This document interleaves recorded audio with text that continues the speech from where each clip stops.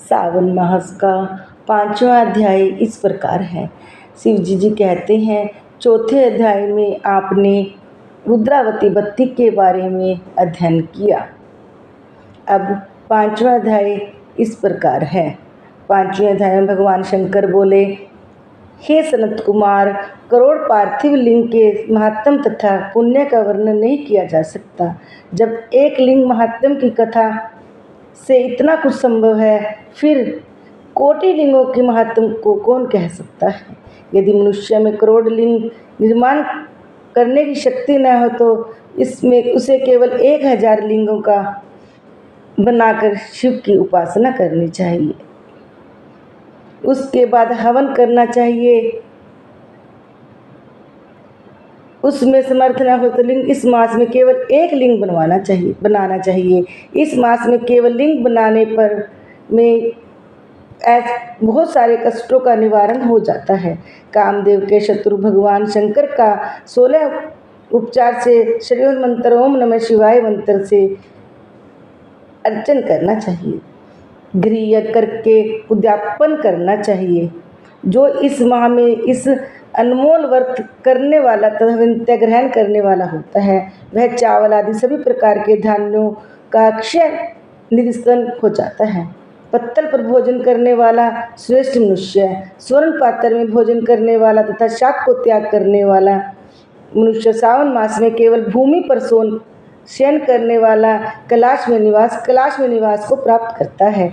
इस मास में एक दिन भी प्रातःकाल स्नान से मनुष्य को 1 वर्ष के स्नान का फल मिलता है। और जो इस मास में श्रद्धा और स्वाध्याय के साथ पुरुषत्व आलस्य को त्याग कर जो पाठ करता है, शिवपुराण का पाठ करता है, ऐसा करने में ब्रह्म हत्या आदि सब पापों से मुक्त हो जाता है। इससे कोई संदेह नहीं है। इसमें जो कोई संदेह नहीं है। हे सनत कुमार, गुरु पत्नी के साथ सत्संग और पाप के लिए महान प्रायश्चित है। इसके समान पुण्य पद, पवित्र तथा पाप नाशक कुछ भी नहीं है। स्टूडेंट्स के जप के बिना इस मास में एक दिन भी व्यतीत नहीं करना चाहिए। होम करना चाहिए। ओम भूर्भुवः स्वः के साथ तिलों के द्वारा गृह यज्ञ नामक होम किया जाता है। हे सनत कुमार, इनके अब सभी व्रतों का वर्णन करूंगा, आप सुनिए। अन्यथा उनमें सर्वप्रथम मैं आपको रविवार के व्रत के बारे में बताऊंगा। इस संबंध में लोग एक प्राचीन इतिहास भी कहते हैं। स्त्रियों की पूजन सामग्री को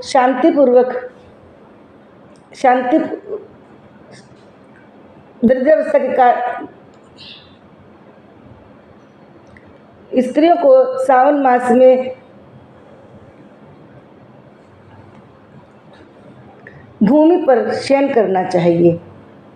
इस फल का द्वार तो पापों से मुक्त हो जाता है। गुरुपति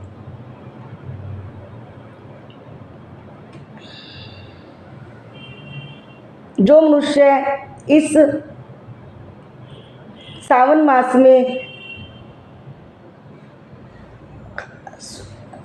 हवन करता है, उसको 100 कुलों में मोक्ष की प्राप्ति होती है। आप सबने इस व्रत को क्यों छुपा लिया? आप सब साधुओं, कृपा करके मुझे इस व्रत की विधि कहिए। समदृष्टि वाले सज्जनों को उपकार को स्वार्थ है। परोपकार जैसा कोई दूसरा धर्म नहीं, तीनों लोकों में नहीं है। आप इस उत्तम व्रत का विधान तथा फल मुझे बताओ। स्त्रियां बोली, हे द्विविधा, इस व्रत करने से उन्माद तथा प्रमाद करोगे तथा भूल जाओगे तथा इसके व्यक्ति अनास्था रखने वाले को यह व्रत निष्फल हो जाता है। ब्राह्मण ने कहा, नहीं, मैं ऐसा नहीं करूंगा। ब्राह्मण की यह बात सुनकर एक प्रौढ़ स्त्री ने इसी मंत्र के संज्ञा नामक स्त्री के साथ सूर्य की पूजा करने वाले लाल चंदन से करें। सूर्य के 12 मंडलों पर लाल चंदन के साथ लावा, उपजप, अर्घ्य, भक्ति, श्रद्धा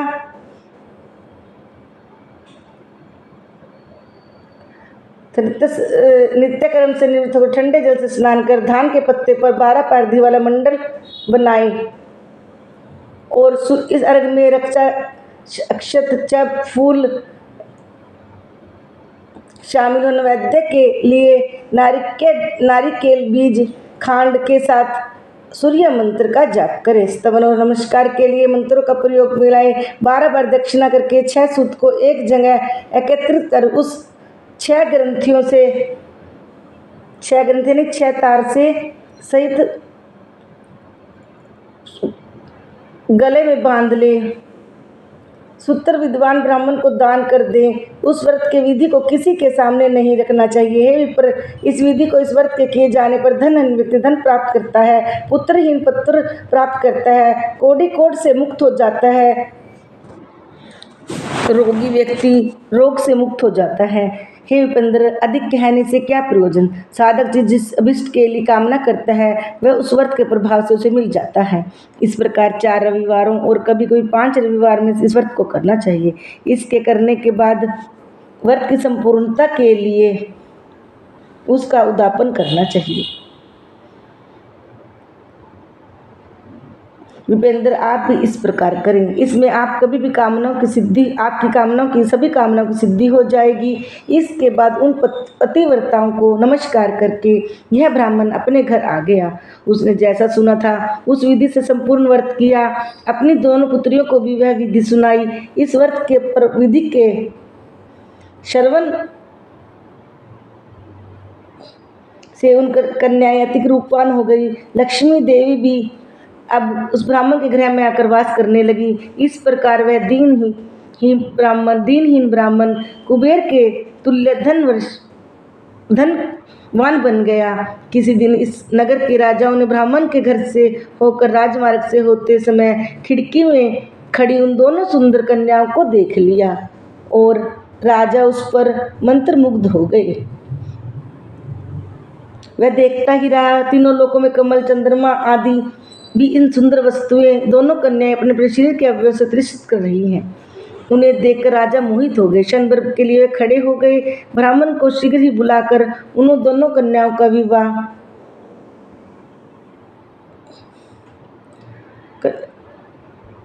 दोनों कन्या को मांग लिया और उनका विवाह कर दिया। इस राजा की पति रूप में प्राप्त करे हुए कन्या प्रसन्न हो गई। वैसे वह इस व्रत को करने लगी। पुत्र पौत्र आदि से संपन्न हो गई। शिव बोले, हे सनत कुमार, इस कथा के श्रवण से ही सारी मनोकामनाएं पूर्ण हो जाती है। जय शिव महात्म की जय। बोलो सावन महात्म के 5वें अध्याय की कथा संपूर्ण हुई। बोलो शिव शंकर भगवान की जय। बोलो उमापति शिव शंकर भगवान की जय। शिव परिवार की जय।